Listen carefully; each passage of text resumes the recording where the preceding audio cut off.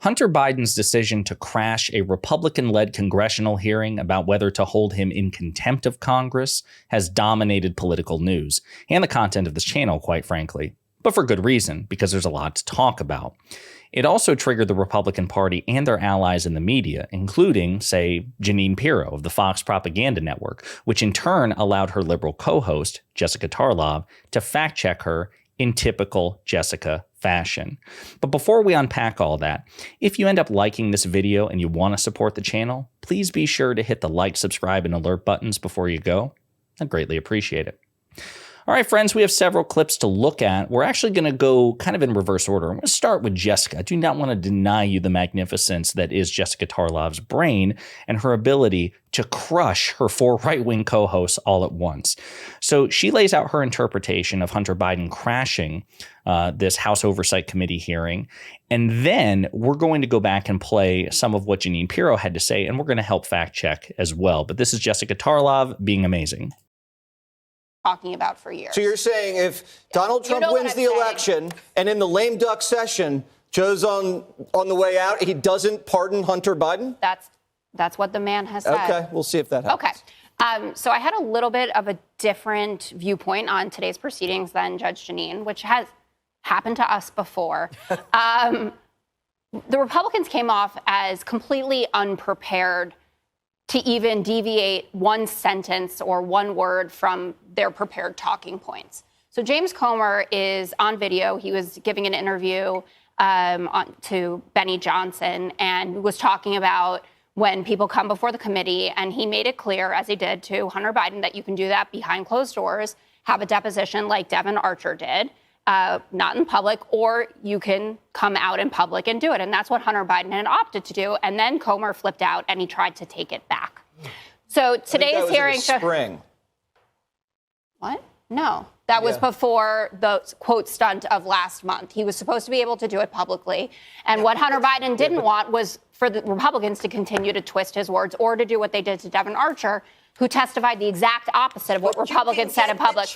Anyway, you know as well as anyone the power of television, right? You walk out from a closed-door deposition and you say, like Jim Jordan did, Devin Archer implicated Joe Biden in this big corruption ring, and then guess what? The transcript doesn't add up to that at all. Devin Archer completely undermined the Republicans, but it's out there, and there are millions of people that believe it. This is there a were legitimate 3 main subpoena. He doesn't get that the I want right to talk about determine legitimate the terms subpoenas. of it. There were 3 incredibly embarrassing moments for Republicans, or my top 3. Nancy Mace, in general, just embarrassing, screaming about white privilege, saying he's afraid of me. He showed up, he's sitting there, swear him in, let him talk. Then people like Scott Perry, Jim Jordan, people who are in the midst of defying subpoenas themselves, just sitting there railing about how important it is.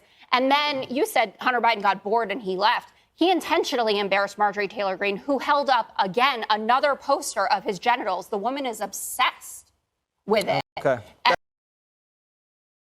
I mean, again, just a great recapitulation by Jessica Tarlov. Now, a couple of things before we play the clip of Janine Piro that she is responding to. So the idea, Jesse Waters tries to slide in there like, hey, if Hunter Biden is convicted of federal crimes, won't Papa Joe, won't his dad pardon him? Saying like it's a bad thing. And maybe it is. Maybe you could make the argument that that would be corrupt. We'll get to that in just a second. But for whatever it's worth, President Biden has publicly committed that he will not pardon Hunter Biden if Hunter Biden is convicted of federal charges. Now, I'm not a parent, but I am trying to imagine the superhuman act of political integrity it would take, as much as Joe Biden loves his son, to say that I have the power to pardon him, which the president does in terms of pardoning other people. It's basically an absolute power. If you're convicted of a federal crime, the president has plenary power to pardon you. So for a father who loves his son to say, I will not pardon him for a crime, that's an act of superhuman political ethic that I don't think Donald Trump would ever be capable of if Donald Trump's children were convicted of crimes and if Donald Trump's kids were loved by him, right? So, I mean, certainly the first is conceivable. I don't know about the second. Maybe he loves Ivanka, maybe not so much given that she, complied with, House January 6th Select Committee subpoenas and testified against him and so on and so forth.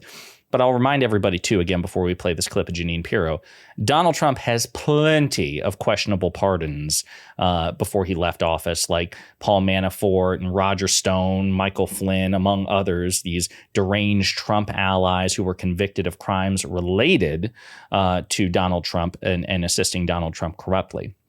So if President Biden chooses to pardon Hunter Biden at any point, whatever my personal opinion on that, I would not tolerate any, back talk, I suppose, from the Republicans about how dare he. Like, no. If Donald Trump can abuse his pardon power, then I'm not going to lose any sleep over Joe Biden pardoning his son, even though he probably shouldn't do it. And even though he publicly committed to not doing it. But again, it's besides the point. I just wanted to point that out, that Joe Biden is committed to not pardoning his son. Now, we're going to get to Janine Piro, what she said before Jessica Tarlov had a chance to speak. Testified 5 or 6 times in closed-door hearings, Intelligence Committee oversight 5 or 6 times. And the truth is that when you appear before a committee behind closed doors, they have real lawyers, real investigators who ask you real questions, and they get to the heart of the issue. This claim that I want to testify in public because if I don't, they'll change my words. Number one, you can get the transcript for the words behind closed doors. And number two, it's nothing but a showtime for Congress people to get out there and try to get a bite that they can get on the news. Now, Jamie Raskin has always been a proponent of having these Congress people testify behind closed doors, and then they come out before the Congress in the open. And all of a sudden, they don't want that to happen here. And let me just say one more thing about this. They should hold him in contempt. The only question is whether or not the Justice Department will follow through. Now, let me tell you why this is different than Navarro and Bannon. They claimed executive privilege, all right? Whether or not that was legitimate or not, there was some claim, a possible legitimate claim. And it goes on like that. So she said a lot there that we need to unpack. So again, I just want to reiterate that James Comer did give repeatedly Hunter Biden a choice. He said it multiple times. You can come behind closed doors. You can do it in public, whatever, okay? Jamie Raskin and the House January 6th Select Committee, right or wrong, never gave their witnesses an option, right? They just said, listen, we need you to testify behind closed doors, and then issued subpoenas to those who did not comply. The difference is Republicans gave Hunter Biden a choice and then reneged on it when it was politically inconvenient. With respect to this idea that, okay, well, if you're afraid to talk in private, well, you have the transcript, except as House Democrats noted, this Congress, Chairman Comer has failed to release transcripts for 14 of the committee's 16 interviews and repeatedly mischaracterized the witnesses' statements. The strategy of secrecy and distortion undermines representative democracy. So Janine Piro's point is just objectively wrong, right? The vast majority of the time, Republicans will sit on the transcripts because, again, it's politically convenient. To say nothing of what Jessica Tarlov said earlier, the power of the camera, right? A picture's worth 1,000 words, and a moving picture is worth much more than that. So that's what they're going for. They want to deny Hunter Biden the ability to effectively defend himself before the American people and weaponize it against them as they did with Devon Archer. And Jessica Tarlov was right. We've covered the Devon Archer stuff time and time again. Everything Devon Archer testified to stands in complete contradiction to how Republicans have lied about it. So imagine, how much more embarrassed Republicans would have been if that had been in a public hearing, right? But because Republicans have a turnkey propaganda machine, of which Janine Piro is a part of, they're able to weaponize it. So even though the facts are squarely on President Biden's side, because Fox propagandists are so good at what they do, more people than they should and more people than the facts justify believe that there's something fishy going on. And that's what Republicans want to play to. They know they don't stand a chance when the cameras are on, but they can absolutely dominate the field when the cameras are off.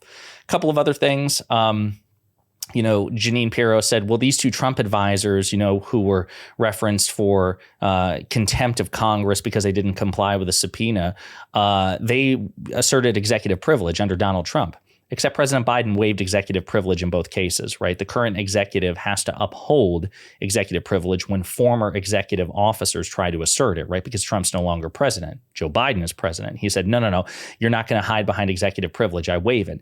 And that is why Steve Bannon was convicted for defying a congressional subpoena, because he couldn't hide behind congressional or executive privilege. And the same thing with Peter Navarro. Okay, so she again is once again objectively wrong. There was no good case to make. The last thing I'll say, two other things, I guess the second to last thing I'll say is she didn't mention Jim Jordan or Mo Brooks, Andy Biggs, Scott Perry, and all the other Republican congresspeople who flagrantly defied a subpoena, right? They are in defiance of their subpoena, and they should also be held in contempt of Congress, right? But she doesn't mention that because she has no defense for it, right? She just cherry picks her examples because her argument is so weak. And then the last thing I'll say is, even if they refer Hunter Biden to the Justice Department after holding him in contempt, the Justice Department is actually not obligated to enforce it, right? Because there were several Trump non-compliant employees and advisors who defied subpoenas who were referred to the Justice Department, and the Justice Department only pursued action against two of them because they have discretion. So it'd be perfectly reasonable if the Justice Department says that they're going to exercise discretion here. On the other hand, Republicans have already signaled that if that happens, they're going to try to impeach Merrick Garland. But on the other hand, he absolutely won't be convicted in the Senate, so it would be a waste of time. I don't know how this is going to go, but all I want to say is, once again, the Fox Propaganda Network and the Republican Party are so weak on the facts, so weak on the substance. They are absolutely no match for somebody like Jessica Tarlov, who is in full command of the facts despite being outnumbered. And I love seeing them get shut down time and time again. Let me know what you think in the comments.